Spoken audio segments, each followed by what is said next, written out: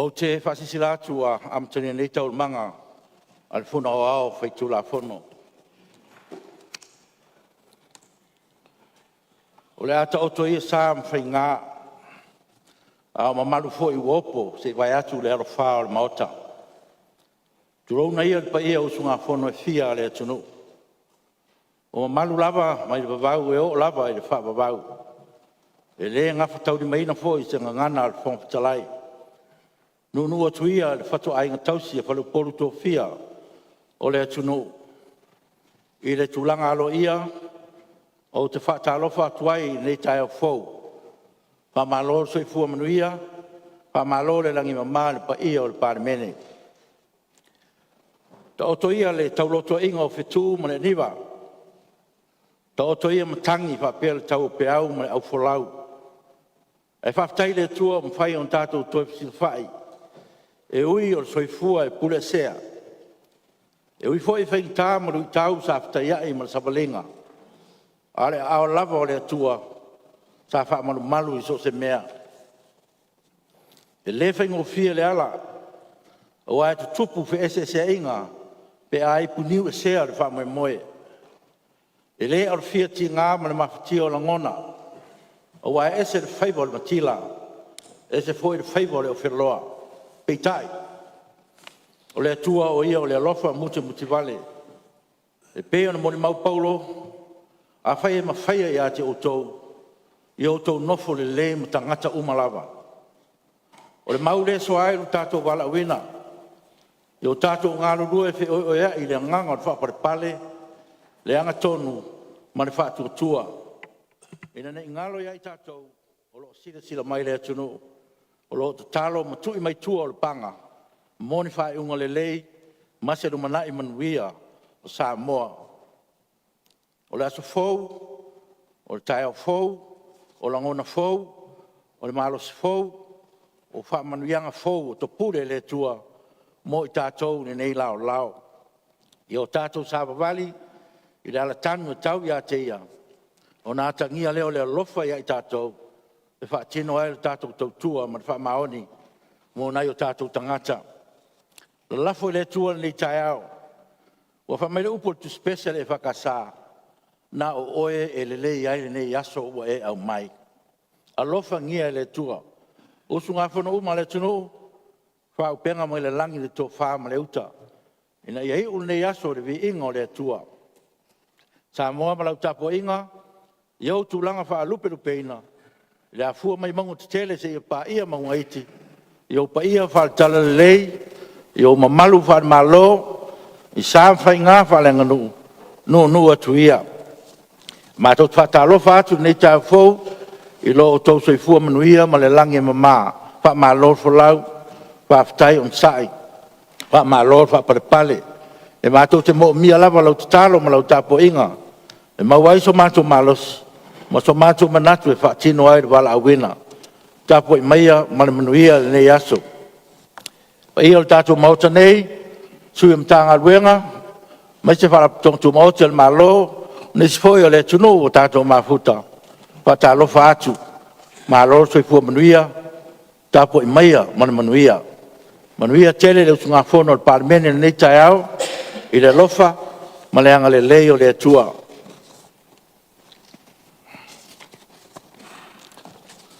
Ma le lenga, mai le au malo, tusi mo le fong talai. Sai mana tau pulima suri por whaavai o malo tuto tasi Samoa, o tui nātu nei le malienga i le fono au, pai tūla fono na te ilo i le inoa, ai le tūla fono tau whaofi, ua whaalia i nei. Tūla fono, tau whaofi o whatau ino tupe, lua o, lua lima, lua o, lua ono. Tui nātu lo nei lima, nei aso, lua sfulu ono me, lua o, lua lima. Sainia, tui mene di whano, wale e toa swala wile lua, o le ao o le malo. Saunoanga o maliu. O te whasi silatu pa i o Parliamentary, le tu malo ai o le fionga ia ona po whamu i nā tia, wha o le tane li unga ia so fitu o mati, lua o lua lima. Le fionga ia ona po whamu i nā tia, wha o le tane li unga e wha pa e inga so o le Parliamentary, na vea masuis fono o le Parliamentary. Na uruai whiwhiria vea masuis fono o le Parliamentary, mo le tu malo wha la whanga o palauri wha i le pae inga lo na sfuru mal tolu o le Parliamentary, ma le tausanga e lua afe ma le tasi, se eo o le tausanga e lua afe ma le ono. Na toe whiwhiria mai ro na tu malo i le pae inga lo na sfuru mal wha, ma le tausanga lua o ono, se eo i le tausanga lua o su mal tasi, pae inga lo na sfuru lima, ma le tausanga lua afe su mal tasi, se ia pae ia lua afe su mal ono, ma le pae inga lo na sfuru mal ono, ma le tausanga lua afe su ono, se eo le tausanga lua o lua tasi. Sa to fia fo ia vea ma minsta o ngā ruenga whelawa inga ma tina ese ma le tausanga lua afe ma le tasi se ia o le lua afe ma le ono. Lua, minsta o puna oa whanatura ma le sisi o manga ma le tausanga lua afe ma le ono se ia o le tausanga lua afe su ma le tasi. Tolu, minsta o tupe ma le tausanga lua o su ma le tasi whaangata ma le lua o su ma le ono ma wha ma vai mai ai lona tofi minsta e la sfuru ono a perila lua o tasi wha. Ma le wha min sta lango lango. O le tanga renga puna oa wha natura, ma si o manga ma tau sanga lua afe suma le wha, si e pa ia tau sanga lua afe suma le ono. Tanga lua o ia inisi o komiti wha Palemene, i le pae inga lona suma le lima, ma tau sanga lua o suma le lima, se o le lua o suma le ono sa vea ai o ia, ma sui sifono o komiti o, tūlanga alo ia ma mi o tau loa.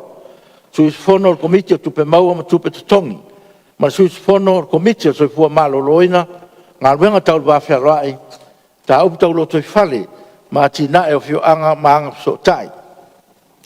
Pai inga lona sifuru ma le ono, ma tau sanga lua afi suru ono, lua o, lua tasi sa aveai o ia, ma sui tei tei fono o komiti o tupe maua, ma tupe totongi.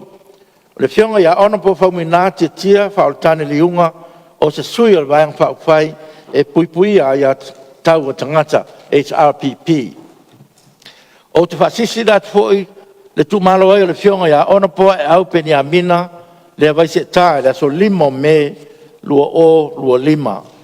Le fionga ia ona po e au peni a mina, le avaise tae, e ono pa e inga o le Palemene, na ve ai masu isifono o le Palemene. Na uru ai whiwhiria e ve masu isifono o le Palemene, mo le tu malo wha alarwhanga o whale alupo, i le pa e inga lona iwa, a le Palemene, ma le tausanga tasiva walu lima, se o atu tausanga tasiva walu walu. Na toi whiwhiria mai e lona tu malo, i le pa e inga lona se fulu, ma le tausanga tasiva walu walu, se o atu tausanga tasiva i watasi. Pa e inga lona suma tolu, ma le tausanga lua afe ma le tasi, se o atu le tausanga lua o ono. Pa e inga lona sifuru ma le wha, ma le tausanga lua o ono, se ia taunu atu le lua afe sifuru ma le tasi. Pa e inga lona sifuru lima, ma le tausanga lua afe sifuru ma le tasi, se o atu le tausanga lua afe sifuru ma le ono, ma le pa e inga lona sifuru ma le ono, ma le tausanga lua afe sifuru ono, se ia taunu atu tausanga e lua afe, lua sifuru ma le tasi. Le fionga ia ona po ai au peni amina le vaise tā, sa vea o ia ma fonftalai o le Palemene, i le pa e inga lona se fulu, ma le tausanga tasiiva walu, e iau atu tausanga tasiiva i watasi.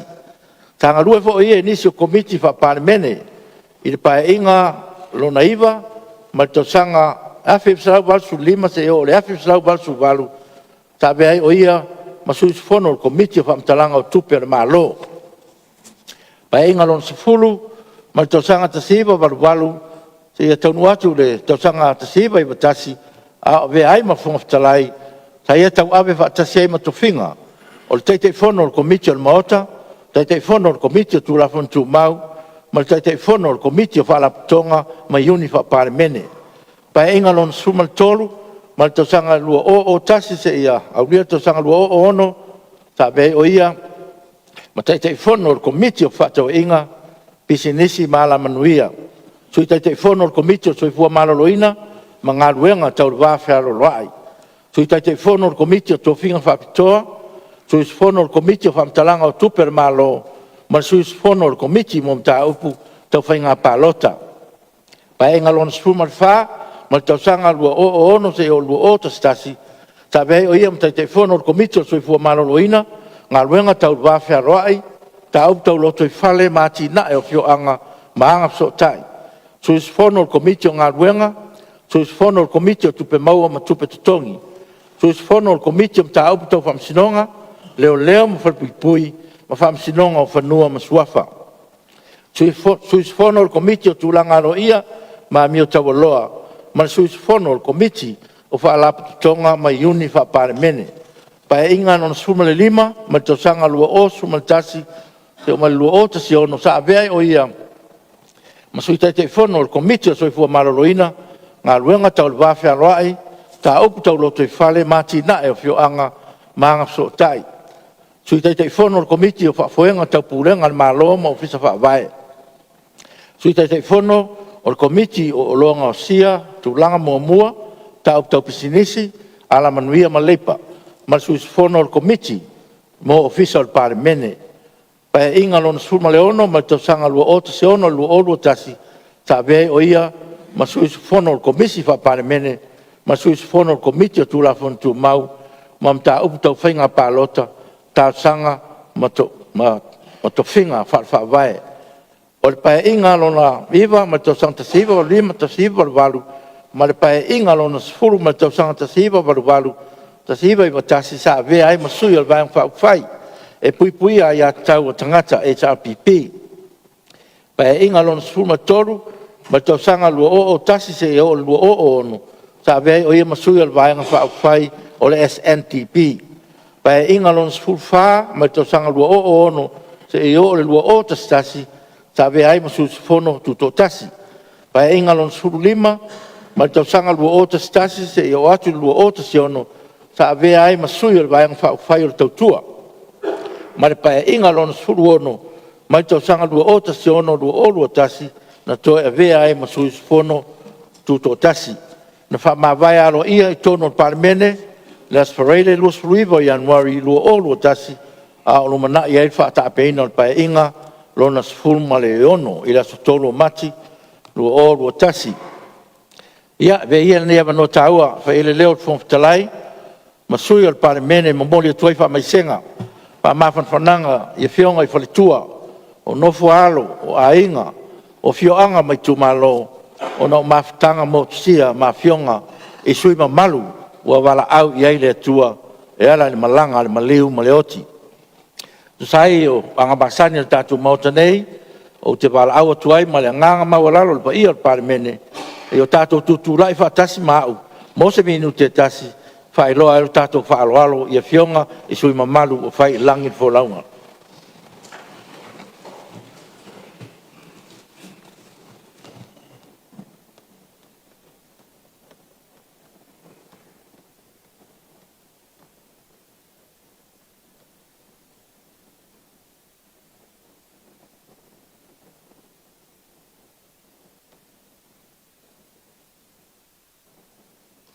Tai.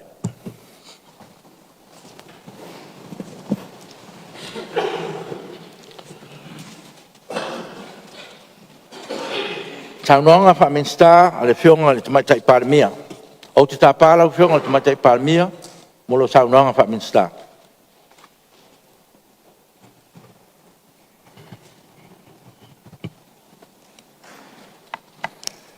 Lau fionga i le fonga fitalai.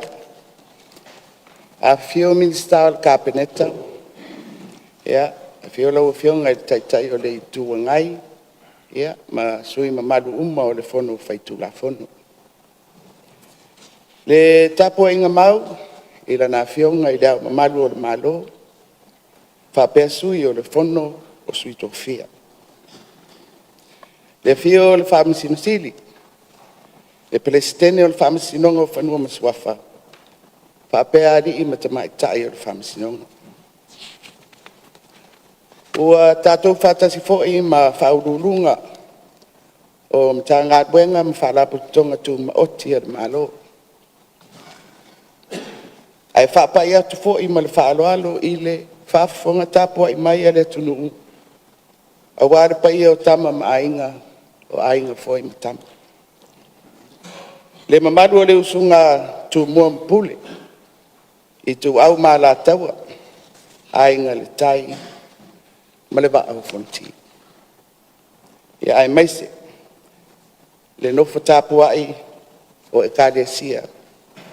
I so se fata whai taulanga. Lau fionga le whangfitalai. Whaafitai le alofa o le atua. Ua tātou taunu mai le nei aso na atofa. E to e usu i ai. Ma wha wau. Ngā ruenga a le Palemene o Samoa. Lau fionga le whangfitalai. O le autu o le nei fōla sanga wha minister. O le fofola lea o se wha moe moe o le malo. I ngā ruenga Tupua a le Palemene. Ia manisi o tū la fono o lo fofua mai. Ai mai se le tala wha atatau o le tupe o le luafe lua lima, luafe lua ono. Le ua tātia i le tātou pepa o ngā ruenga. Lau fionga le whangfitalai ma maru o le Palemene.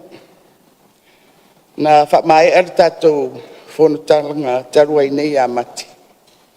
Sa tātou pasi ai tū la whono toi teu teu. o le whawae, ma le whamasinonga o whenua masuafa. O loo iei pēa i le tātou lau a whono. Tu la whono toe teu teu. O le whawae whasino i le 10%. O sui whaipule te maitai.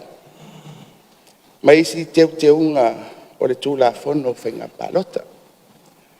Ia whapea fo i le tu la whono mo le tu SS. O le mtanga ruenga o leo leo. Ma le mtanga ruenga o whale pui pui. O le tātou tu la whono toi teu o le whawae. Na tātou pāsia i le tātou whono taluai. Na tu ina atu e le tua ngai i le whamasinonga. I se mau sa le tatau ana pālota le whonga whitalai. I le tu la whono le swinga o le whawae lea e mo umia ai le lua vai tolu. O sui uma o le Palemene. Na te ena e le whamasinonga le maua le tua ngai. Ma whaawau le whamamaluina o le swinga o le whawae lea. I mata upu tau whamasinonga. I le aso fitu o Apia o tausanga nei.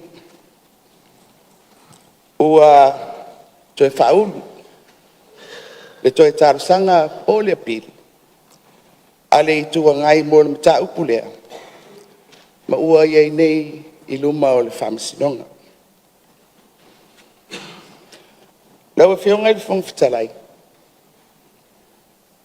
A tonu e sao pa au whapea atu. E le i ta oto i se ta otonga le lei le whai unga o le tātou whontanga taluai. Ua whamawina i le tala whasorapito o le Palemene o Samoa se tūlanga winga ese. O le lua o ni lafo o le whatua tuaina. Na whatula i anga i le Palemia ma le kapeneta. I le lua o vai aso, o le tātou whono taluai i amati. Ia, lea sa tātou pasi ai tu la whono toi teu o le whawae. Ma le whamasinonga o whenua masuafa. Sa le i mawhai, o na whaawau, le au i ringa o le tu la whono o toi teu, o le whawae e whaasino o le 10% o sui whaipule te maitai. Ma isi teunga o le tu la whono o whainga palota. Ia, ma le mata upu le tu SS o leo leo ma whale pui pui. Ma o loo iei pea i lunga o le tātou lau a whono. Lau whionga i le whongwhitarai na whenau tō ai. Lau whionga masui o le kapeneta. I le mata upu ua le whatua tuaina le whatautainga e lau whionga o le Palemene. E peita i lau whionga i le whongwhitarai. Ua o maua so whinangalo whaaria e ala i se tusi. Ina ia tātou tau mwhai e ngā rurua whatasi. E whaawau le ngā ruenga le Palemene i le anganga o le whewhamanga loa. Ma le wheoea. Ai longa ia i se a. O le atali tuari mai se nā whaato whala inga mata mo fie. Awa o le anganga o au nei mar kapeneta. Ia e tā pena mai lava ma tā upu. E whaasolo mai i le Palemene. Awa le au nanga wha le malo. Na tō fia mai i ai tātou uma. O sui o le atunu. Ai peita. Lau a whionga le whongwhitalai. Le mamalu o le Palemene. Taru mai le tātou whono talu ai.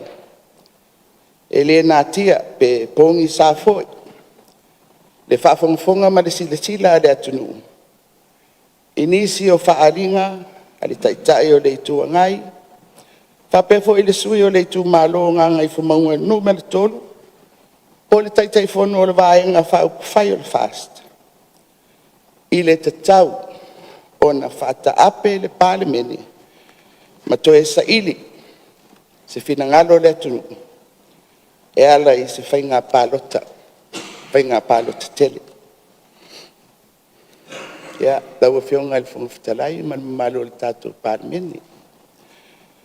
Ua whaalua o na tātou wa sā lafo ole le whatotuaina i le tātou whono taruai.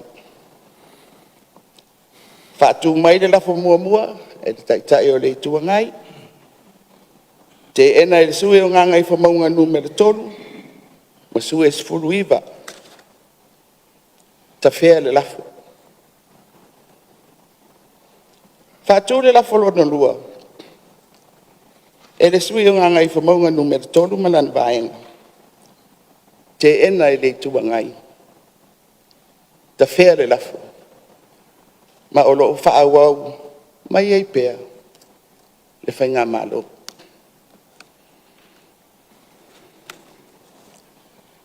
Lau e pionga le whangawhitalai. Nā o wholasi e lawa i numa o le Palemene. I le tātou whono i le amatanga o le tausanga le nei. E whaia lava i le Palemene.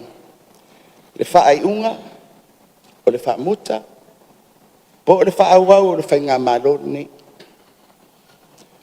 Lau e pionga le whangawhitalai man malo o le Palemene. O loo tū mau pēr. Le nā mau i a te au ma le kapineta. E whaatino, le finangalo o le Palemene i lunga o le whainu mera polisia e ala i se parota. Ma o te manatu, mai reo se mea fo i e whengatau na whaitau.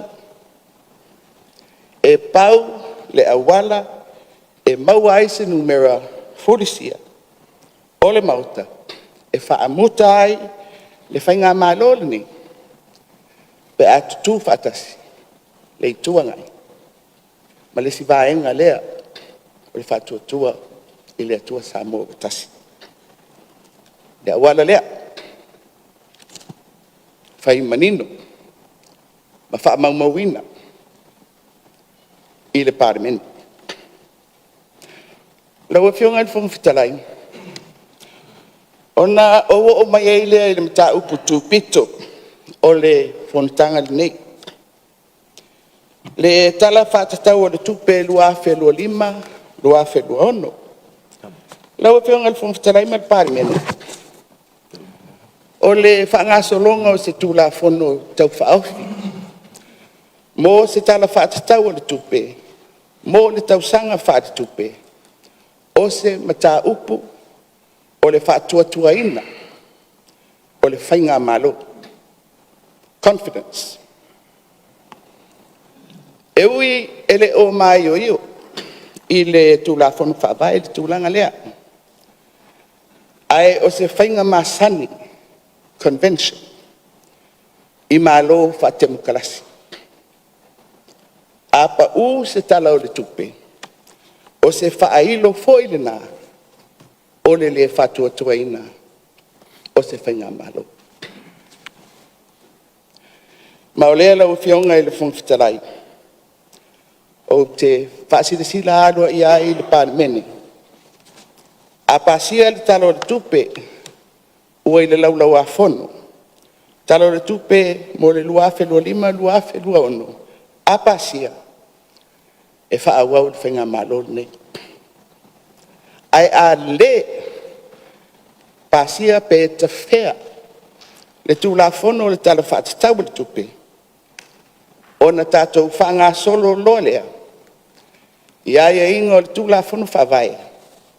E whaata ape ai le Palemene. Lau whionga il whangawhitarai o te whia pai pupu lava i le tūlanga o se tāpenanga mo se palota whawhose.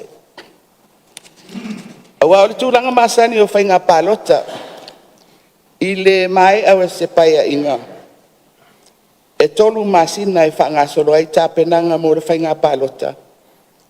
E au fia ai le aso. E whata ape ai le Palemene. A whai o le apa u le talo le tupe. E iai ni toa.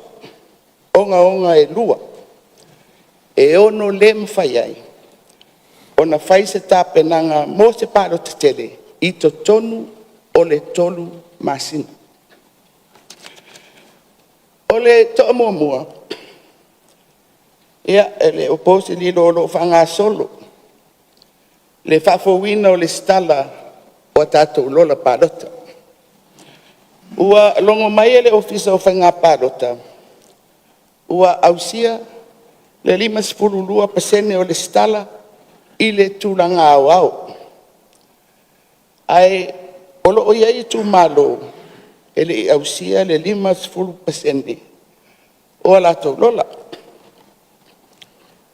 Ma olo iai foi nisi o tu malo, ele i ausia le 30% ia e au fia ai ma tatou tu malo tele i le vai maunga ma faleata.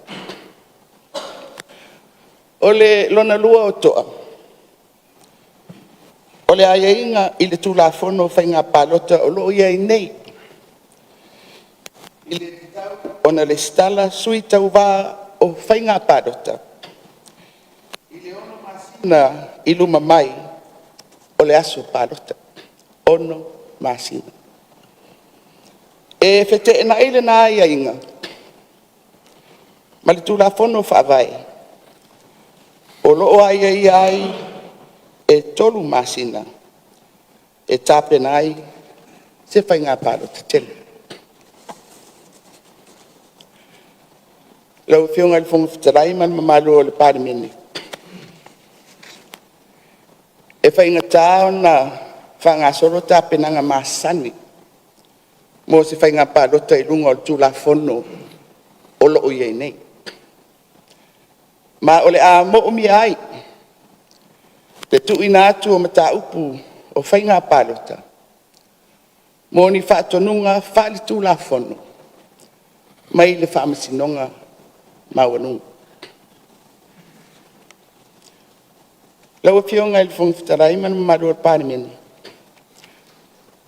O le isi vala tāua. Pe a whape pa u le tala o tupe. Pe whape whea. Ona whaatupe au nanga le malo. Mo le tausanga whaatupe fau. O ai inga o le whawai o lo iai. E whaatulanga le 25% o le tala o tupe. O le tausanga o lo whaangasoro nei. E whaawa wai ngā ruenga ale malo. Ai peitai. I le toa lea wa iai. I le mawhai, po le mawhai o na tāpena se whainga pālota i tutonu o le tolu masina. Ma mana o mia ai se taimi whaau popo. E ono le lava. Le 25% o le talo le tupe. E whaau awai ngā ruenga, po au nanga le malo. Ai le i pale mai. Se whainga malo fau. I le mai ai. O se palo te tele. Ia, lau whionga le whunga whitalai. E ui sou whinangalo, ma se mātou fo ia nganga e whaau au le tātou ngā ruenga. Ai tātou whaangasoro ia. Ia lo mea, mai tūlanga maninu. Le ngā ruenga le Palemene. Po o whea, o le ātaoto iai. Se whaatua whaala inga, asui mamalu. O le fono fai tula fono. Lau whionga le whunga whitalai. E mamalu o le Palemene. Le tāpua inga le tunu. Ua tāpena mai e le malo le tātou talo le tupe whātatau. Mo le tausanga lua whelua lima. I le lua whelua unu. A ua whapena fo. Ona tāpena. Pe a whapea o le a tātou whātaapu. Ia manuia le fono usua Samoa, lau fionga soifua. Ua whamalo tau noa lau whionga le tumatai Palemene. O te whamalo watu lau whionga te tele tuangai ma. Tula ia tu fatu le lafo. Te tula ia tu fatu le lafo lau whionga. Ina ia whatatia nei lau afono le Palemene le saunoanga le tumatai Palemene. Ia leo whatunga le lafo tu Palemene. Ia leo tumalai pule e tai le tuangai e whingalo e sa noa ni oe. Fatu ina le lafo lau whionga. Mai le tuangai. Ina ia whatatia le saunoanga. Al Palemene ila lau afono mo tatu talanoinga. Mata pu mai an sauno ia le Palemene. Wa falua on tatu mai ia. Mako kile kalienga saunoanga al Palemene. Ia o leo wa whaluaina le lafo ma whatatia le lau afono. Ia e se taimi e talanoina i Palemene le lumanai.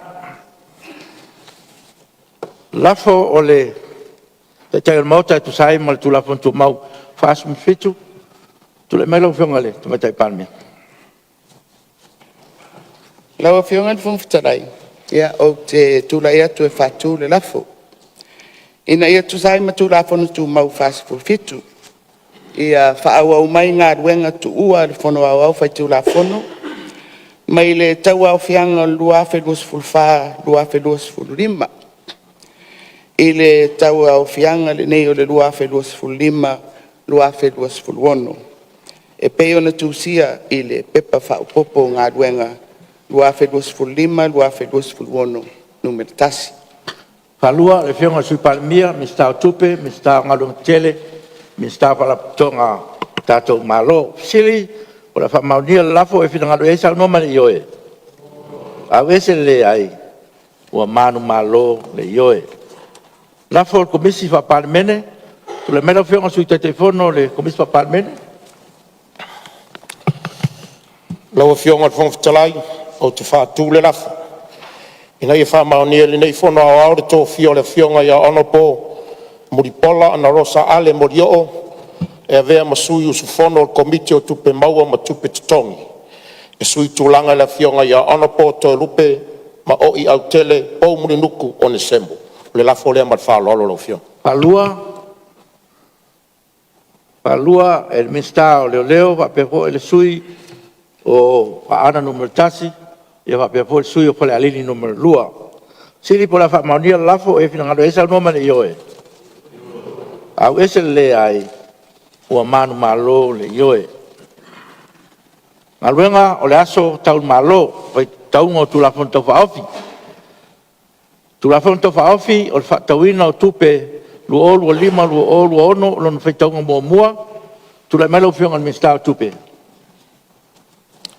lo fiong ele fong fitalai o te fatu le lafo ina e faitau ina nei tu la fono tau faofi fatau ina tupe lu olu lima lu olu ono I lona faitonga mo mua palua mista ngal tele mista fa tonga malo mista o leo Sili po la faita netu la fonto faofi o le fatawino tupe lo olu lima lo olu ono I lon faita unga mua o e fina ngalo e sa no male ioe au ese le ai Dawa fionga fong fitalai ia mal falo alo e tu le mai lo fio su te sai ma tato tu la fono tu mau le mota ona e Whalong longo atu ma toa tu lang ese foi nei tai au. Tu sai ma sau noanga le fionga I Palemene. Ina na sau noanga Fiame star. Ua mai ai le fasi silanga. O le tala fa tau o tu o tupe o se meta upu tau le fa tu ino le malo. Confidence issue. Bela lea tau sanga le fionga ia pe ta pa vo sau fina ngalo. I lalo tu la fono tu mau le mota iwa su tolu mari iwa su man fa. O na e folinga mai te tau o na tātou walo atu e se palo te tau wala au. E wha ma nino ma wha ma oti ai na mta upu lea. O na le issue of confidence pēr na sau noa le fionga le Palemene. Leo tu la etu lea ma le nganga wha alo alo. so finangalo. Ia, o leo wa mai lau fina ngalo lau fionga sui te tai e le tua ngai. Ia, se tula mai lau fionga ma tai Palemia. Paftai tele i lau fionga le fonga fitalai mo la noa. Mai afua i si ufufonga o le tātou lafo. Ia atonu o lewa, ia isi fina ngalo le mauta i le tātou mta upulea, ma le te ena o le talo le tupe. Ai e lo tātou sanga lau fionga le fonga fitalai. E moni ua o whaasirisila o le mata upu nei o se mata upu e whaeilo ai le whaatotoina o le whainga malo. Ia tātou lafo le le whaatotoina, le sa whailang i lalo le aia inga o le whabai. Ia sa au mai lava mafuanga e whabai ai ia nā lafo. O le mata upu le o lo whenga ima le Parliamentary. Rau fionga. O le tula fono o le tala whātitau o le tupe. Le tātou tele i whalongo. Po o le a se whola sanga o lo o iai. E fua iai le talia, ma le talia. Mai o ese ngana o le taunu unga o mata upo o le whātuatuaina. Le o mai luma o le Palemene. Lau fionga il fonga fitalai, e le iso umanatu po o le kapeneta, e tau fia le finangalo o le mauta. A e tau o le nei. Mo wha maumaunga o le tātou Palemene. Ia. Se whaisi tātou tala pupu i mafua anga e te enai. Ia ona au mai leo le lafo i lau fionga. Mātou te talia. Ai o le mea lea o le whai o se whai unga. E au noa ma leo o atu o se whamataranga. I mafuanga o le te ena, o le tala o le tupi. O te manatu lau o fionga. Ia, e le ese ami o tonu o lo o iai. Ma e au pēo na whaamau. Po le ale mafuanga. O whapea na iei e le finangalo o le tātou mauta. Ia, nā le pau leo se tārusanga, ai le whaia, o le mea lawa e le finangalo o lau fionga, ma le finangalo o le Palemene. Ia, o mātou tāpena lava i so se tu, ma le whaeroa. Malo, whaptai. Tula mai su Lau o fionga le fonga fitalai. Pea no whai atu o le tāpāso finangalo. Ona e le o manino mai tātou tūla whono tū mau. Po le whaitaunga mua, po le whaitaunga longa rua, po le whaitaunga lona tolu. E anga wa ai le palo tau wala au. Me lea sa o tāpā aiso whina ngalo. E le tūlanga lea. Po le whaitaunga mua, ea po le lua, po le tolu. Ea peo le te whapopo atu rea lau whionga le whawhatalai. Ia, tula mai lau fionga te tele tua ngai. O te alwhenga leo tātou alu e tae au le nei. O le whenga tonua lea na mātou whaia e lea whenga salau wala lua. Pea no whaia atu e whaalua o na tupu le mele au whaatolu le tae au le nei. Na o mai a le lafo lea, na tula e atu lea le Palemene na teimi. Fa mole e leo te le atu le ai. Ia le na lai ona o milo ia longo. Ma fai tau loa, ai le i fai tau le tala autor. Tupol mea le ai se mea tau fai ai fol na mea. A fai tau tutoi o mai ino o mol fai ngā palut. O koko mai rako e fai le ko budget. Ai a fai fo e sui saisi fai ngā malo. Ona mai ale la tau fai le la tau paket. A ole tulanga ia ole sa ole lea. Ia fa ngā solonga o fa ngā solaita tunga luenga. Il tau le ultan fai le palo de tavalau. Aftai, o te roa leo ua manino le. I se tula mai sui o. Aftai. Tai mo leva noa lau fionga fong talai o na ua. Tūlanga e se whai le nei tai au ma le mea wo i aile whātou whala inga ma le taranoina o le tātou whono. Lau fionga le fong fitalai o lo ina le whaaton fo lau. O le mauta fono le nei.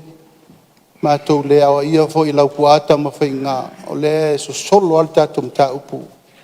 I tūlanga sanga tonu o le whaabae ma le tūla fono tū mau. A whaina ia to e awe sa wanoa to e whaiai nisi tara noanga e le oa ia I lalo. O le tūla fono tū mau ma le whaabae. O tātou sori tūla fono taimi whapene. Ai nao na mātou whapena atu. Mātou la lango le mata upu leu sao no I le tua ngai. Fua I lau whaafonga. O le ioe, o le leai. O na mātou fsiringia lea. Tātou wō le mea mi o tonu. Tō iai ma le mele sao no iai le fionga ia Fiame. O feo ta oto iai le fina ngalo le mota. O na maua leo le mi o tonu o le so. O siau tau le maulea. So ni atu ron foa. Ua malo sa no. Ia se tula mai le minsta ngal wenga o le la fa ia tu fa ngal fo. Ni e pupu fo ia si mato tala. E piama fo I le sa no nga le fionga mai te Palemene. Ona o le ai. A o le manino le tala tupe po o la ia tūlanga e mafuai o nga au mai le ai. O le ami o tonu lava lau fionga le tuturi atu. O sa rau o porkiki le ai. Ai le o mamala ma tala tupe fau mai ese la ngona. Pi o mea, ai ma rol fato toi lau fionga. O ma kou ia. I rea se mako pori e le mea lea. Ma mako no le kulanga e iai. Ai nga paunga le mea au mai la mi o tonu. E rei foi kaua kara kupe a roa a pati ai. But fa rona ro fionga. Ia whaftai. Ia maloa sa noa. Sa tu ava noa tu lava no foa. Ia e whaari po I o tō whina ngalo. Au fionga te sui Palemene o le ua. Whai atu whai unga no foa. Yo te whamalulu atu lau fionga. Ai se watu sina tala pupua lea lau fionga. Lau vai atu nala ai alo I lau whai unga. Ona o leo sau noa le sui usu fono le sui te fono le tua ngai. Whapea o leo tātua ngai loe le tula fono leo le iwa lua ma le iwa tolu. O le tūlanga le whainga pālota lau fionga. Ai mai tau atu. Wa pe wa whaisina tātou te le vave I luma I le whainga pālota. A leo lo ta otol tālu sanga le Palemene. Ilan sau noanga. Se I tātou tara loa te isi I le ano liu le so. O le tau whaatala tala lea o le tūlanga o le pāketi. Ona olo iai a fianga. Olo iai a fianga o le tātou atunu ui mea whapenei. Lei lewa ta oto le whingalo le Palemene ma le nei tū.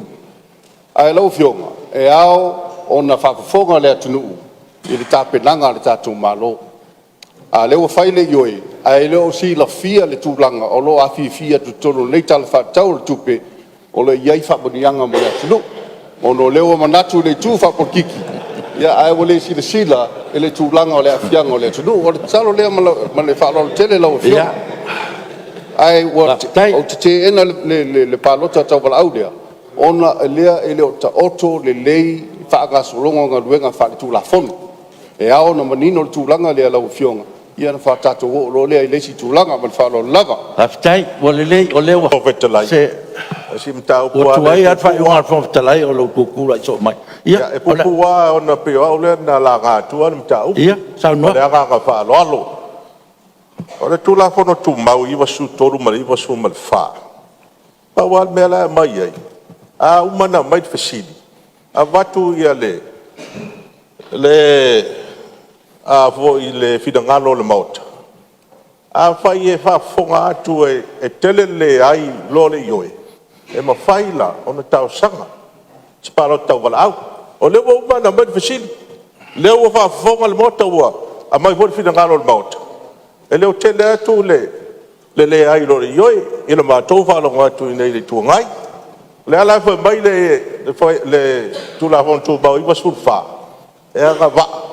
On tau sa inga cha to palo tau wala au. E fa fatai o lo tula mai le fionga le.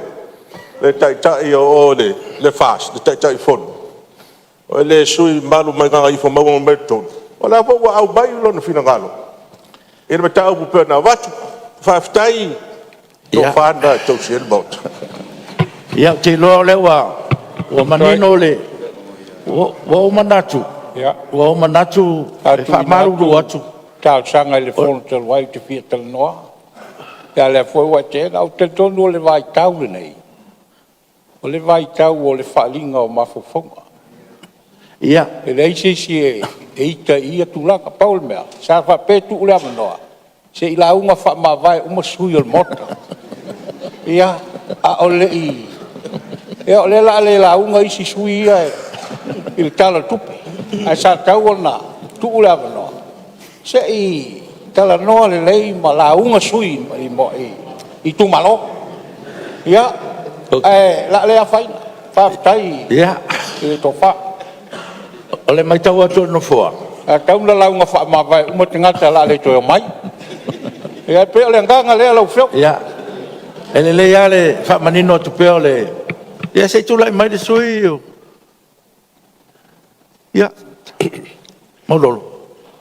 Tai mo le vanora o whio. Ia le avano muri le whaamale mole batu lor wha iunga fungtala. Le nei e tau whitu na i marie se la ngona e peiwa. Whate ia fo i le nei tuaso. Pauan mea lea ua.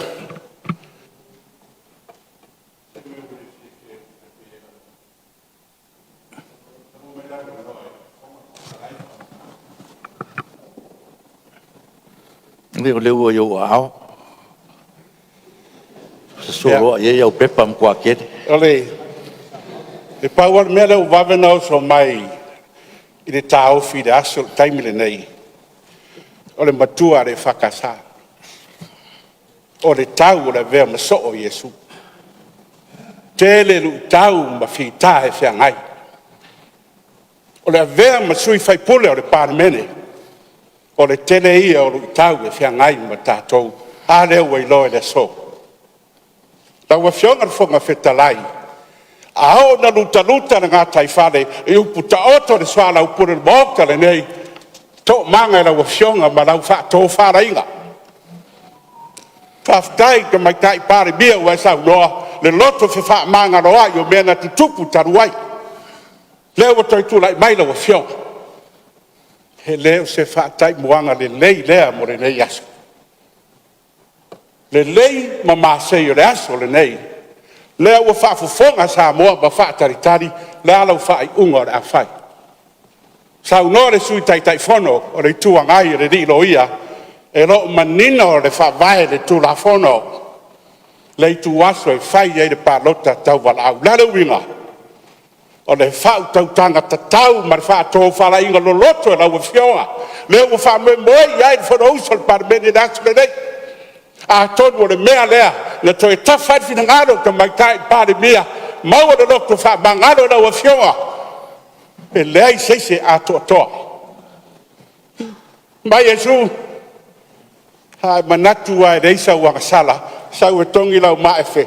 I le whawhine rea ka sala. Pa ea ma le mamalu o le Palemene. Lo tātou wala au lea whawhai pule. O le toe fono le nei. O le 5 tausanga. E rei lava ea ia 4 tausanga. O tātou whewhuri tuai. A whapewhea le Tupua inga Samoa. A whapewhea. Taro whae. Taro whae le atunu. O upu e masane le wanga ngana. Whatufunganga au whauwhare whai mai. O le toe tā lava. A le tufunga whauwhare. E lua me mauai. A le mau le whau e pio. Lau a whionga le whonga whetalai. O le pio ma le mau le whau. Na yo ao.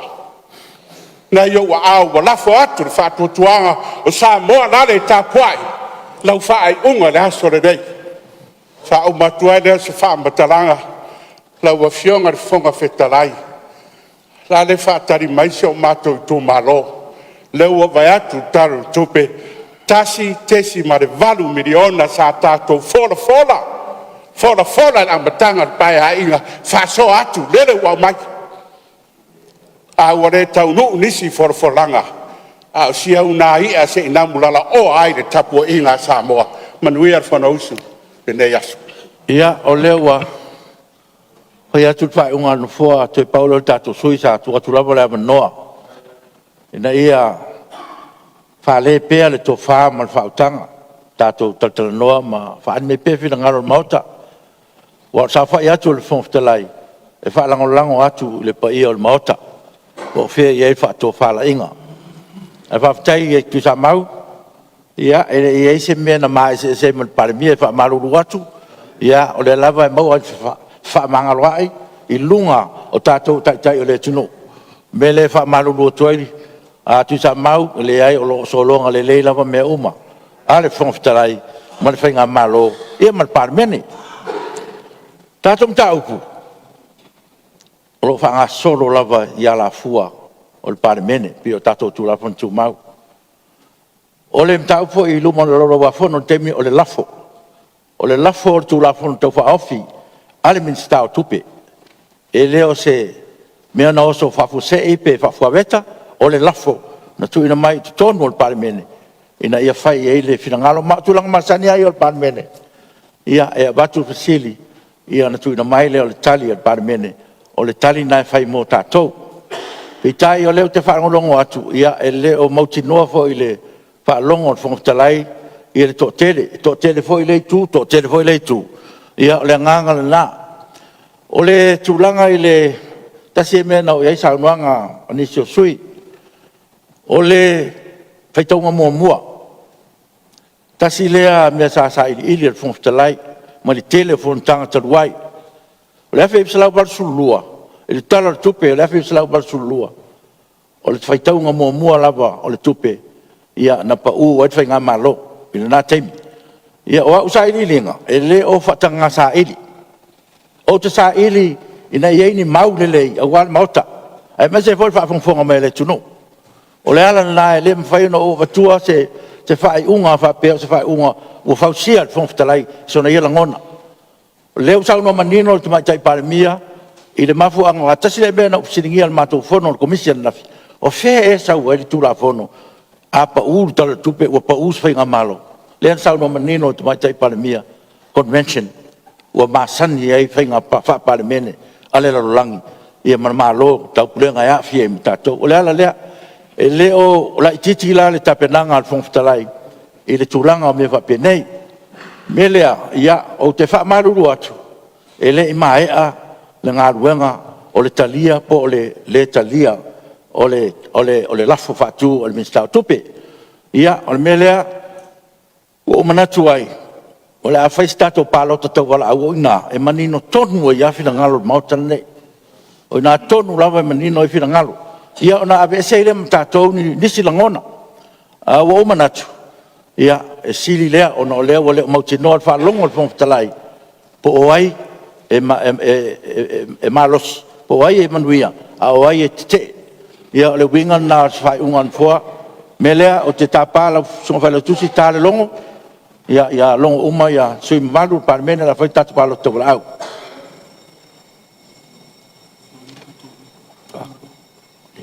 Lima nua.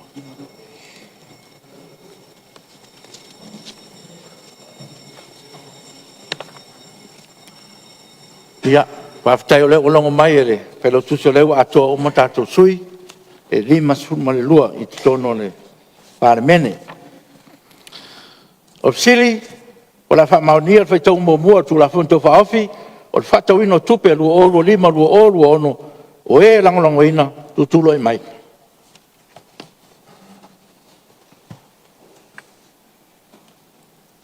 Ono po Fiame, Naomi mata afa. Ono po tuala te vanga Iosefo Bonifasio. Ono po lautimu ia welese vaai. Ono po olo fiti a foa vaai. Ono po le tinuu Wayne Soialo.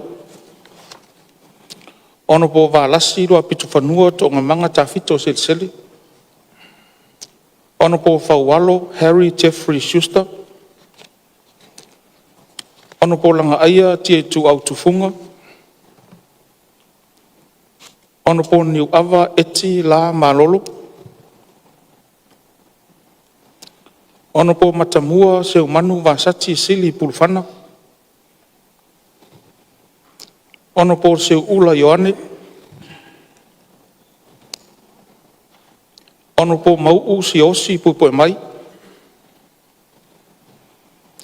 Ono po tau sulu Cedric Pose sale se siusta.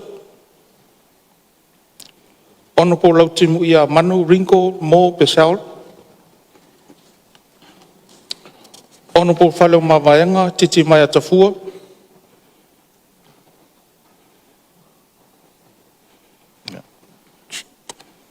Tama. Sunga maulolo, tawita a mosa.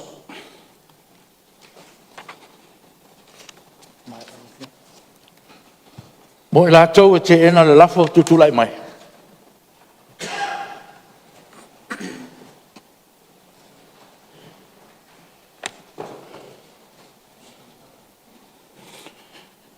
Ono po tule epa, whatia lofa au e lua sa ilele maniele ngoi.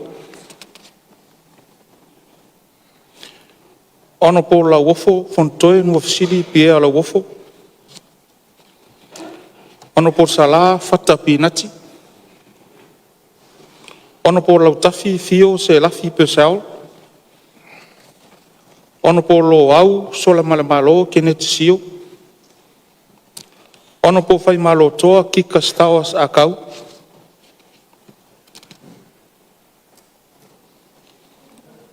Lea le pule rimoni a yafi. Le na tai victa fa foi ta mapua. Pesta vai fou te vangaena. Fa ngase alii sapoa feangiai. Ali male manu moti momoi mausu alofa tu au. Lea ana Roni Posini.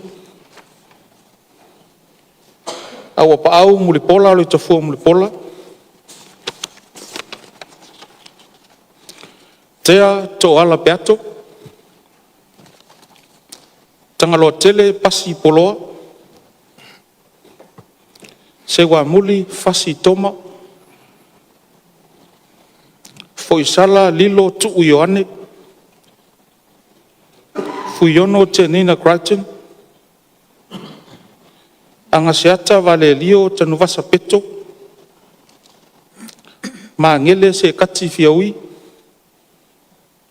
Ma yava fui maono tito asafo. Fesolai a pulu tusi upu tuingamala. Ono po la uli leotea po la te waufosi. Ono po tuu ansi i leota. Fepuleai fasavalu fai matasua. Ono po mulipola ana rosa ale morioo.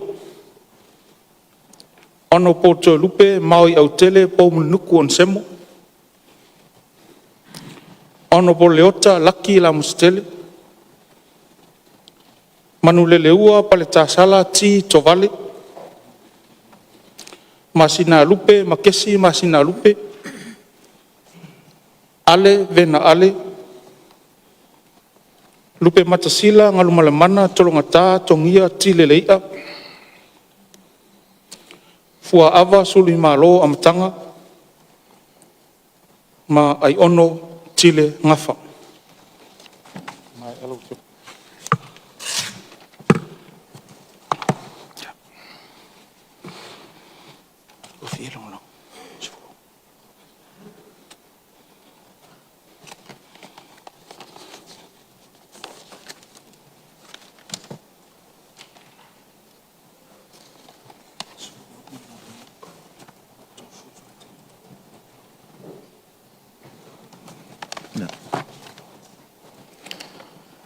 Fai unga o tatu palo toko au. O la to e langolongoina le lafo to suruono. O la to e te ena le lafo to surmarfa. O te pasisila atu a te ena le lafo. Ma ufa peona le fa maonia fai tau mo mua tu lafon to fa ofi. O fa toino tupe lu o lima lu o ono. Ma ufa peona te ena ele tara fa tau tupe lu o lima lu o ono le malo. E leo se ua taimi le nei utula me nem ta upu tono Parliamentary.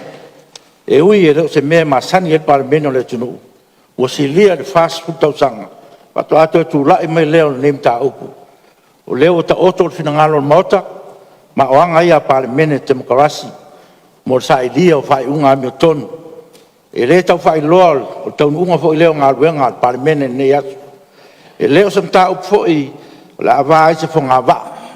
Le nganga la vai o fong talai o le tu ma le anga fa Samoa e fa vai fa mtai e pa ia o Palemene ia tali malu fai malu fai wa o aso e lolo wa le tau ma luta luta nga te fale o aso ia i loa ele tau te poto o manatu o le atu atu nei avanoe lau fionga te mai te Palemia mo sau saunoanga a maea o te tui natu fo i le avanoa mo saunoanga te tai reitua ngai o na fai e leo se tala fongatalai a e tātou te lei tolo pō o te tāpā lau fionga te mai te Palemia mo sau saunoanga After tele la fiunga le fong fitalai mo la avanoa. Ua mai alfa nga soronga o tato mta upu ia lo mea. Ile finangalo faaria o le mauta e tusa malitu la fono lo lau a fono. Ia, ma ua manino lo tau finangalo. Ua fiunga ile fong fitalai ia faaftai mo lau saunoanga faala e au. Ia, ile nganga lava o le tato ngā lue fatasi. Lau pionga i le whangwhitalai man malu o Palemene. Ia, peo na whorisia i le launga wha-minister. O le taunu unga o tātou o ia i le neitai au. Ia, o se taunu unga sa mawhai o na tupu. Ia, leo whaatino, mawhailo, whaamaumauina i whaamaumaunga le tātou Palemene. Ia, e talia i le whainga malo. tai Ioi. Wa ole upu lava lea sa tātou talanoa ai le amatanga o le tausanga i le tātou ngā ruenga o lo whanga solo. O le fina ngalo o le Palemene. E whai ai le whai unga o so se whainga malo. Pa pena fo i le whainga malo le nei. Ma ua mātou saungi ei lau whionga i le whangwhitalai. Pa whitai tele i le lau whionga i le whangwhitalai. Pa pele malu o le Palemene. Mo nei tausanga sa tātou whenga iai mo ngā ruenga. Ia, o a ia mena tutupu, ia, tātou tuua i le fola o le mota le nei. O le ua tātia lo tau whinangalo tātou te whaata ape ma whaamuta le tātou pae inga. Tātou whaia ia o lea. Mai al ngā ruenga al Palemene, le u whaatino. O le la sanga o le aso ai. Ia, la fo mai alo tau whaatuatuanga. Ia te au nei malo o le atau ape la sanga e tāpena ai. Sa tātou whainga pālota. E tau ala i se whaatuanga mo le ao le malo. Ia, po ni fuafuanga fo. Mo le whaamasinonga. E mawhai ai o na whaatino lo tau finangalo. Ina te iwa le toi maua se avanoa. E sao noa ia le whionga le minsta o le soifua malolo ina. Pele i whaiani tātou uku tau mawhai. Ia, pangare alo o whionga le whangwhitalai. Ia pela tātou te ape o nisi mea. Tātou te nofo pea i le tātou atuno. Tātou te whaafsanga i pea. Ia, o alaba tafa o le soifuanga e whapena. O le nganga o nei ma le whainga malo. Ia, ta ape manuia. Manuia o tau whaiva. E ta alonga o le tātou ta pena ia. Ia, muri tai le alofa o le atua i whaamoemoenga. O le a whapena o na ta pena ia. Ia, tau e whionga i whangwhitarai. E le whamata whauloina sa mātou whamtalanga. Nā o le whawhitai lau whionga. ai Whawhitai lau whionga i le taitai o le tuangai. Whawhitai fo i le lai tū o le tātou vaenga whaupwhai. O le whatuatua i le tua Samoa tasi. Manuia la sanga o le tātou o atu iai. I titi, petele. O le iai whaalinga aloa ia. I poloa inga e tau wala atu i le tātou ao le malo. E si le fiai i le tātou wala. E whatino ai le finangalo o le Palemene. U whaaria li tai au. Ia le tātou kapeneta. Mori sa mātou upu. Whaaftai mo ngā ruenga. E mo i o a o le taitai. Ai o te moni mawatu. Tau sanga e whaase fulu. Na o tau tua ai le tofi whaipule. O le ngā ruenga whaare malo. E tau abe minister cabinet. Le minister malana mata ngā ruenga. Ia i whaiva o le taitai. A le wha ngā ioinga. O le malo. O tau whionga. Lango sua iai, paululunga vaenga ese o lo fatinoa le au nanga ale malo faftai tele i lo to senga ina tau sanga sa tatou ngadu ai ia fangata isa matou fa talanga mal fa alo ia manuia ia toela sanga ni taiau soifua mai manuia alo tai tau no lo fiong al tama tai Parliamentary ia tu le mai lo fiong ale te tele tu ngai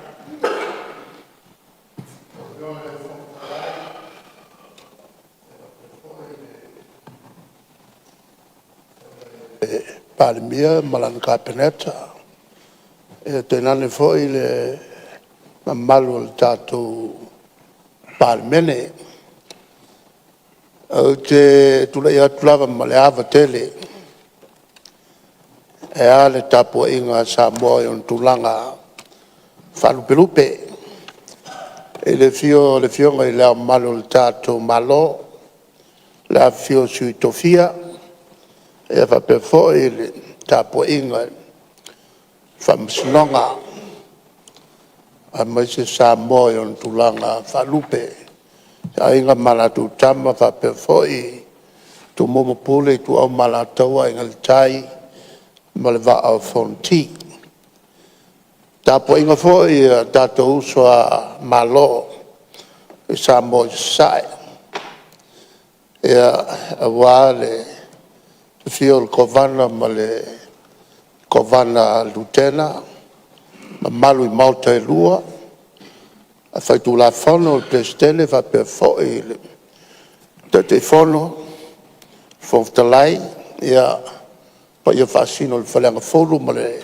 nofo mapu ia fa per foi ali fatu il motu to il fale ulo ma upu il malu tele o pa ia o Samoa mai se Tupua inga e au ma ia me uma e lo fai ngalo pa ia le Atua lo o la to fano no manu a wale manui o Samoa o le taiao esel taiao le nei e le whaafonga mai a Samoa mai o te manatu fo i lo fionga le fongatalai e le whaamalo atu i lau fionga i te te ina o le fono le nei le Palemene ma le kapeneta e la to ngā luenga foi sa whaatino whape foi ia to o Samoa te tono le tātou maute le nā i tūto tele ia malne foi i tūto e titi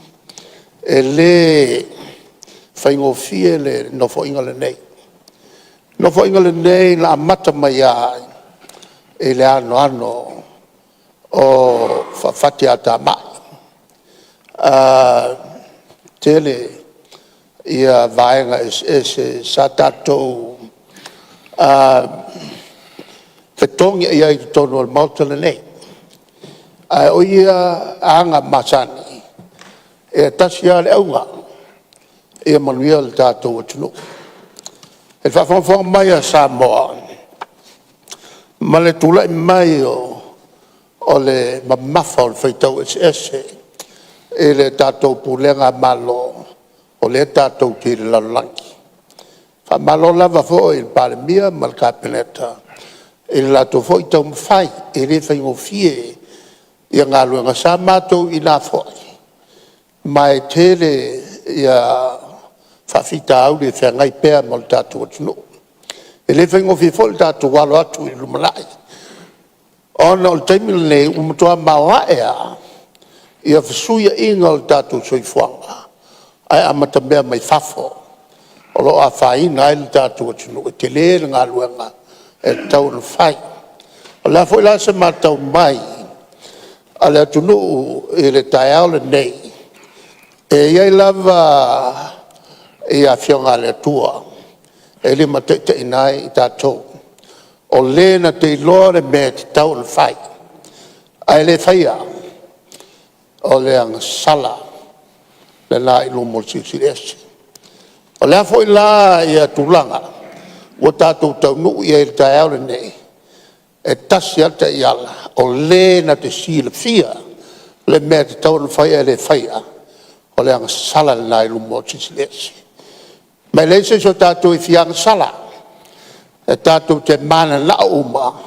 E sa ili le mea olo ia ila me tonu. O hafo I whai unga whaingata. Tātou tu I le tua na te o meia ia manatu I te iala. E le tātou whainga malo. Mai se le tātou ala whaivatu I whainga whilwhilinga. A Samoa, o la tau e whaia le unga, I lunga le musunga lilo. Le nganga pa ia lau whionga le whangtalai, sa mato upulea. Malo le tapo inga Samoa, ia, wha malo fo I tapo inga, au tato ainga, e le whaingo fie, e te malatu, o se nofo inga pitu sidio no whaingatala nei. I nofo inga uma na uiai. Ma le was fumal tasi, ia no fo inga te tonu al mautala nei toi o au lea e whaisi umi o I tonu al mautala nei. E le mato whaatasi ai ma tātou tamā ua whailangi le wholaunga e se le mato o fie o le lato fo I whato whala inga. O se aonga le mato maua, o se aonga le mato maua, ma tau mo whai e lima te inai o opo le mautala nei. E le milia whau. E le milia whau upo mautala nei. E le avatu ma le au mai o la ngona e mori le nganga fia tautua. O hafo ini whale tonu yasu tuanai. Tātou whaase e nu le ai ngā. Halo luma tātou whaiva. Lau whionga le whangtalai.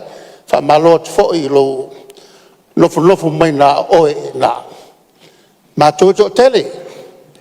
Tele lui tau e whengai malau whionga. O hafo ini upu whela whai. Ia tātou tau whai se wha mangaloa. Kai.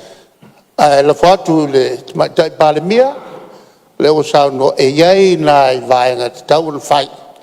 Awa mea moni a matatu le so ua pa u le malo. Ua le se malo. Se vanga nā se whai unga. E o mai le ao le malo. Mo le malo whauau. E a fo I whauau a wā tāpenanga tau na whai mo tātou wālu whainga palota. Ia manua tele tāpo inga Samoa. Manuia fo le tātou mauta nei, ia maua tātou whamanga loa so I fua mai manuia. Lo, tau noa. Ia, tulai mai le. Ioe, malie lau o whionga le whangwhitalai, ia maua so mātou a wanoa. Ia, lele, maua le wanoa. Ua taua na mātou whono whaapi. O lea ua he tau I whola. A wā atu lenga ma saunoanga whai. O le nei pai inga. O lea ua saunoa le whionga le tamaitai Palemene ma le whainga malo. O lea whai ua saunoa le taitai o le tua ngai ma le tua ngai le malo. Ai o tula I atu la ua whionga le whangwhitalai. E whai masui, o le aingo le whātua tua I le tua sa ma utasi. I le to e nā ma se la ina le mata upu a mato mau ese ai, tonu le mauta whanu. Whai fol tau lau mea ma loi whonga. O alele ua e le whaalele ngā fulu a tau taio le vasa, ma tau taio le vao Samoa, ma lau wha whonga mai le nei tū lau le aso. A poi vangana, pai o ainga ma lātou tama ma o lātou ainga. Le uso ngātu mo mapule I tuau ma lātou ainga le tai, ma le vaa o fonti, ainga o tupu, ainga o nofo, ainga o pāpā, ainga ta whai wha. Tai nane ainga na le ite ale malama, na e mo le malama I saua, ma tātou I loa le atua o le wha vai I el mano. A pai fo le tātou motu tutuila ma manua, o le uso. Tino toto ano, a inga tātou. Sa moa malau whaafonga mai nei aso, aso atu, mai malu I puenga. Pa malulu atu mo mātou whaamali atu le tūlanga, o tau whaafonga iai le mea o iu iai le fontanga sa moa, I le nei pai inga. E leo se mea lea na tatalo iai le atua ina ia tupu. Sa tātou tatalo I le atua, ia tau nuunga, o le ana whiliwhilinga, mo Samoa, o le alea. O le whātua tua I le atua Samoa o tasi. e o mai tau ave le tunu. Pei tai, e ese o tātou manatu, na o le atua e pule. Lau whiongan whangaftalai, whaaftai atu I lau taita inga. Aftai lau whaatotoa, ma lau furifuri lau mamafa, ma lau wawa wina o le fue labe labe o Samoa. A wal whaataun wina o le nei pae inga. O tua atu o le sou ma lau lau e te oto ai le taita folai, folau ai Samoa. E le ese le upu na whai atu ana nafi. Ese le tai au nei. A whai wa bāfo ngā bā, tātou fo I le atunu. Tātou o ia Samoa lo ia le pule, na mai a tātou. A whai wa leo ngā tasi putia ma leo mele fo I le atunu. O ia Samoa e maila na pule. Firi umai tātou te sau whawhai le otere nei. Tātou muni muru vai ma uauna le atunu. I le whaataua le atunu I ni tupe mo ni tamau ainga. Ai whai le mea sao pe msao noa le taitai o le tua ngai. O whionga ponga whetalai o mā na o le tai au le nei ma le aso. Tātou walo I luma. Tātou o e whesili ia Samoa. O ai o tātou to e whiri mai tau ave Samoa mo le rumanai. O na sanga tonu le o le tātou whaatemo kalasi. Le tātou te lau viru iai. O pawhaiu, whaamanuia le tua I au tau whaibalo Filima. O le mesa tātou lulu, tātou te sele laba iai. Ai a whaisa iai sao ngā mo le tau tua ino Samoa, vi ia le li, ilo nā lofa mlo nanga le rei. Pātai whaiu lau whionga te tai o le tua ngai, ma le tua ngai, pāwhetai wau tau awai mai le mesa mātou wau ngani e tuai. Tāsi tau mesa o le umar pa inga nei. Pamanuia le tua tapo inga Samoa whaafonga mai, Samoa nei, mātunu mamao. Ai mai se le tapo inga maua Samoa, mai le mata sawa e oso ai le la se e pa ia fili mapuritu. Tātou whē loa I pēu le ea, wha malama atiri atu ai tala o tupere li whātonu ina. So I fua mai Manuia laso. Ya. Ua, wha malo sa unoa, u whaftai fwoi malele, I lau whionga sa whapito. O le sa te ina tātou whinga malo. Malo le malele ma saunua whatupu. Whatamali. Ia oanga ia whatamali, maanga ia whatupu le tunu. Pena malo whaftai mo saunuanga. Lana fwoi le sa tapai no fua saunuanga, a lau whionga. Ianga o le sa e tuim tangiolo. Sa e te ia le Parliamentary, le sa e te ia le whinga malo Samoa. I lo taimi, me le whaftai lo tele. Ma lo fwole on sai whaftai whatoa. Ia o leo whafonga Samoa, si le fia fwoi lo whingalo. Ia o le toa maali e lava ma le toa file mu o le tāua lea. Me le whaftai mo le malenga, whaftai mo le sauranga. Ia ma lo fwole lo to tele, I tō whionga minsta ma le kapineta. Ia tātou walo I luma. Tātou whamoe pe le tua, o le tua lava nā te toi to tofi tātou. Ia walo tātou wala wina. Pamanuia le tua lau whionga matai palmia wa pe foi lau kapineta ia ua fo le tātou walo atu inisi o fufuanga whaftai lau whionga te le tua ngai ia whamalo saunoa o le nganga ia o lau saunoanga I tūranga malu tono le Parliamentary ia te ngai le saunoanga te matai palmia me le whaftai mo saunoanga whaftai fui whalo tele whaftai fui whala I au whaftai lauri ia ua vela oi masui o aingo Samoa ia e whai mo fufonga o le nei aso ia ua foi le tūlanga o taunu ia e whamoe o le Parliamentary nei aso ia tātou tūra I le tua lava ia e whawai e Samoa o le tua foi na te ave sea tātou mai o tātou tiute nei o le tua foi na te whafoi mai tātou I lona finangalo me lea tātou tū me uma I le tua ia o le ua tonu ai o le tātou whawai o lo iai ai inga e taun whatino ia la whanga solo pea le tātou a folaunga mo nei taimi o na ele mpai foi na tuua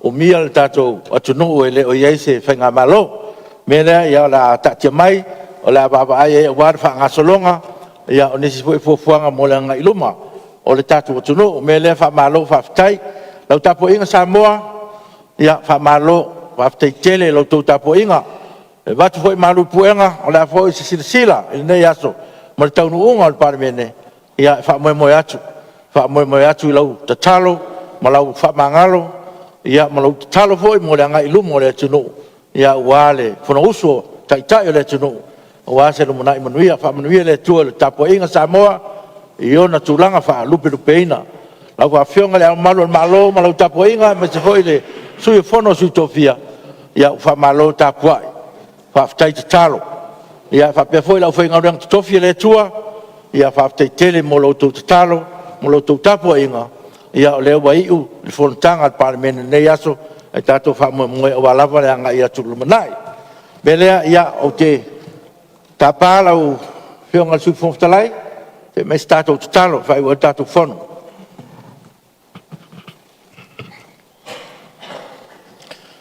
Pangalava lo lofa le li ie le nei Palemene ma Samoa. Sa matou lu fale mai ma lo matou le iloa le nei ta lingolingoa. Sa tai matali i lava le nei Palemene i le nei tae au i la ua fio. Ma ua matou mai tau inai o pule umalava e mai la ua fio le li. Matou faftai atu o mae ala matou ngaluenga. Faftai le nei aso sa tofa. Sa matou ulu fale mai le ali ie se isa ili se file mua lau Palemene.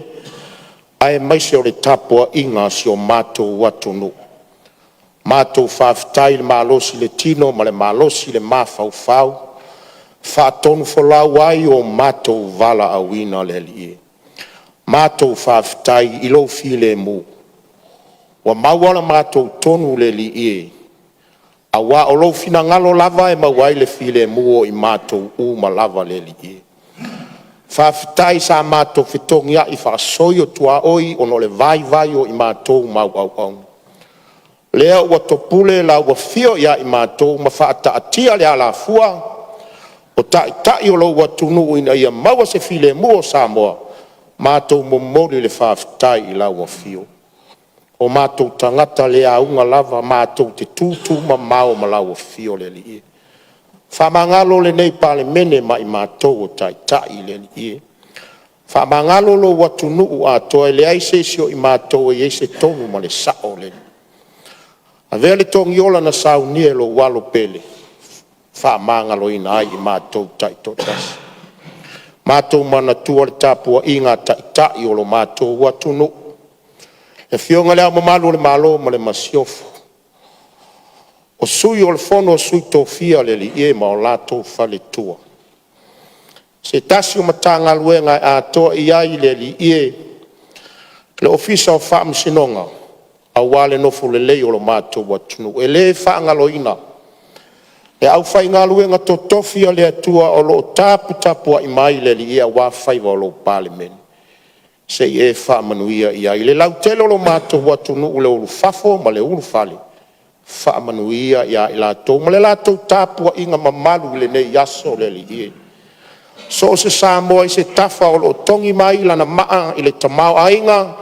Wha tupu le tamau ainga o lo mato watunu. Wha manuia ia i lato le li ie. O mai ale mato manuenga. Mato toe whatari lo fina ngalo e wha awawina ai. O afu fuanga lau Palemene, la lafo atu i lau wafio, tō se tali ma whātaunu. Awa o mātou mana onga le li ie wana o se foe whae le tau. E ta whea lea wau pe au noa ma lau wafio mo i mātou. A le manuia ma le file mūgo o ele atua ta mā, tu mau mai lunga ia i mātou uma ma lau whanau whātua tua uma le laro langi. Nei se ia o le whaavavau lava. Amen. O te fasisi la atu a tolpo i nei tolmanga al fono au fai tu la fono se e se aso.